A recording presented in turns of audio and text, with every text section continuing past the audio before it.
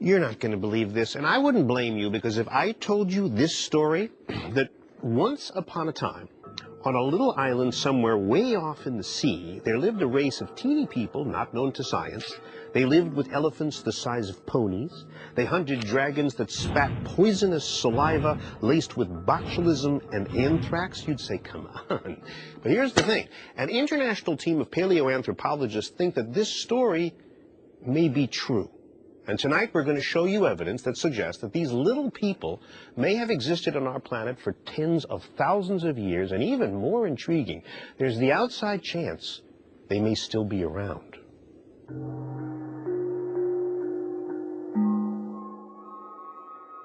Midway between Asia and Australia, here in Indonesia, lies the island of Flores. For centuries, the people who lived here told tales of little, hairy people. So they talk about being scared of three things. One is elephants, one is tigers, and one is the little people of the forest.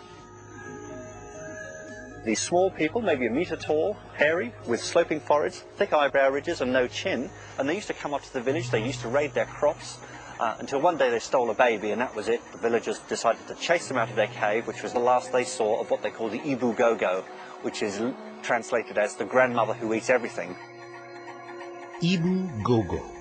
Learned people, scholars, dismiss these tales as folklore, but then a team of Australian archaeologists digging in this cave, Liang Bua it's called, discovered something simply astounding.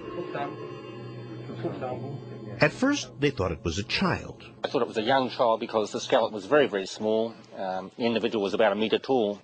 About the size of a modern 3-year-old. But then they looked more closely at the skull. The lines on top here would be different if it was a child's skull, further apart. And the teeth, this was no child. It's in fact an adult. The wear and tear on the teeth shows that this individual was an adult, probably aged about 30. It was a female. We already knew she was very, very small. So then we knew he had something quite unusual. Unusual is an understatement. Jared Diamond is a scientist and author. To me, when I heard of this, I immediately said to myself, this is the most amazing discovery in any field of science in at least the last 10 years. That big? Yeah. Why? Because it's the most drastically different human that existed in the last 1,000,000 years. Just to give you a taste for this, I am about 6 feet tall. Now here, this is what a full-grown pygmy looks like, 24-year-old adult pygmy. Let's check it out. About 4.5 feet tall. And here is Homo floresiensis. And let's check this. A little over 3 feet tall. That's about 1/2 my size. It's the smallest human species ever identified anywhere in the world from any time. Wait a second, says this well-respected Indonesian anthropologist. Teku Yacob says, I think she's one of us, our species, but with a rare disease. Therefore, just a small brain, microencephaly. Microencephaly can severely retard growth in modern people, so she's one of us with a growth disease. I am sure about it, yeah. Well, you're wrong, said the Australian team. There's no chance at all that it's a pathologically deformed individual of our species. Welcome to paleoanthropology. So, since the debate here is highly technical, I visited Ralph Holloway, one of the world's preeminent ancient skull experts. Smaller than this? Less than many chimpanzees. And since he's got a cast of the lady's skull, I asked him, well, does it look like our species, like Homo sapiens? This is a human being. Are these new creatures that you've seen, do they look like this, or are they... No. They're different in some fundamental way? Absolutely. Ralph has examined this cast of her brain cavity, and it's not like ours, he says. It's low. It's broad. You're sure of this? Absolutely. So what we may have here is a brand new flavor of human. But if we do, how'd this creature get so small?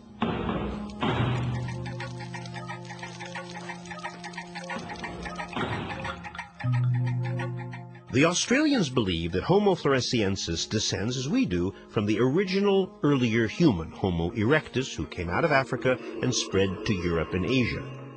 But as best scientists can tell, Homo erectus probably wasn't advanced enough to build boats. So how'd they get to the island? Jared theorizes that early humans reached Flores by a land bridge. All this was going on during the ice ages, when around the world a lot of water was locked up in glaciers, so sea level was low. So what today is water then was land. You could have walked there, conceivably. No, you couldn't walk there, but the water gaps were narrower. Those gaps were so narrow it didn't take much to swim or float across. Other creatures did. Elephants did it, monkeys did it. If monkeys could do it, why couldn't these dumb humans do it? But after they got there, he says, the ice age ended, glaciers melted, the ocean rose, and these early humans were stranded, and this may explain why they got so small.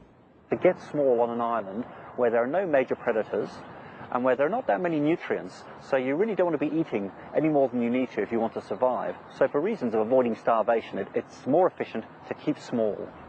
So you're not surprised then that this group of human types could become very small? There are lots of big animals that arrive on small islands, and then over evolutionary time they shrink in size. There are islands where instead of hippos, there are pygmy hippos. Instead of buffalo, there are pygmy buffalo. Instead of elephants, there are elephants 1/8 normal scale. So maybe people landed on Flores, and they got smaller too, 1/2 our size. The amazing thing, though, is their brains were 1/3 our size. Small. You know, that's under chimpanzee, and here it is associated with supposedly sophisticated stone tools. What the hell have they found? The evidence is showing us that something with such a little brain may have been more capable of doing a lot more things than we originally thought. The Australians say that they found at the cave site traces of campfire, so the little people may have been cooking with fire. They found stone tools nearby that may or may not belong to them, but they look pretty sophisticated. And remember, these people hunted and ate dwarf elephants. So here's one getting up. Check out the sharp tusks. And look at this one's tusks. And, say the paleontologists, they did okay hunting and eating formidable prey, because not all island species get small. Warm-blooded animals shrink on islands. Cold-blooded animals often expand on islands to fill the niche left by lions and tigers that could not get out there. The evidence suggests little people ate Komodo dragon. And these guys weigh in at what? Up to 500 pounds. But it's worse than that. Because back then, apparently, Komodo dragons were even bigger. And if you get near their mouths, you see that spit? It's spit that contains botulism bacteria and anthrax and other things that you would not want to get infected by. Really nasty bacteria. So, most likely, if you're 3 feet tall, you'd want to hunt these animals in groups. Would that, in your sense, require some kind of signaling or language or "Watch out, Joe! Absolutely. Here comes the lizard"? Yeah, I tend to be in that camp. Yeah, I really do think that, you know, communal hunting and so forth has to involve, you know, language. Language, tools, technology, maybe the little people did all that. But if they did it with brains 1/3 our size, those brains would have been very different, radically different. And that may be one of the great lessons of this, if it turns out. You know, it may tell us, hey... Oh, you're suggesting that maybe this brain is organized differently so it can do more in a little space. Oh, it's definitely organized differently. And it may have done more in a little bit of space. Absolutely. And if that's true, brain scientists would have a whole new model for human intelligence, and that's huge. Meanwhile, back at the cave site, the Australians say they've discovered fragments from 7 additional individuals. All they claim appear to be little people. But the biggest shock was yet to come, the age of these remains. Paleontologists say the first Homo erectus creatures arrived on Flores something like 800,000 years ago. So scientists figured, well, then these skeletons will be old. We're all expecting it to be maybe 60, 100,000 years old. But when they aged these bones, one sample was only 18,000 years old. In paleontology, that's like the day before yesterday.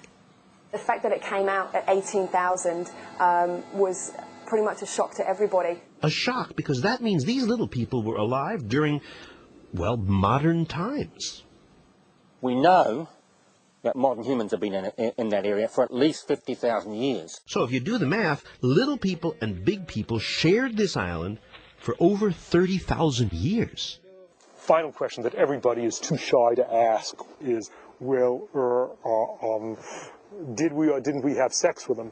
Because if little people became a different species, they branched away from humans and couldn't have babies with us and wouldn't want to. My bet is we did not have sex with them, and here's my reasoning. I would have predicted that they would have been really nasty, just like any humans would be really nasty. Because looking at the other things, like, this is an other. I don't know why he's doing this. That's right. That's right. To test this, you'd want to analyze the little people's DNA. And then we can compare their DNA with our DNA, and we'll have a case for whether we may or may not have interbred as we came through Southeast Asia on our way through to Australia. So what happened to the little people of Flores? It looks like they were wiped out, along with those little elephants they were hunting, by a major volcanic eruption on the island about 12,000 years ago. Or, and this is not impossible, could the Ibu-Gogo still exist? No. That's one view. Here's another. I did have somebody speak to me, a geologist, and he didn't want to be named because, of course, he felt like if he told people he'd seen little people, people would think he'd seen aliens or something like that. So at the moment we are going to follow these stories of an actual cave where they may have been living, and we do intend to go and excavate this actual cave. Folklore has it that they just simply ran over the volcano nearby and disappeared further west. So perhaps in some other part of Flores they might still be living. It's not outrageous, but it's highly improbable. But it would be worth looking just in case that did happen to be the case.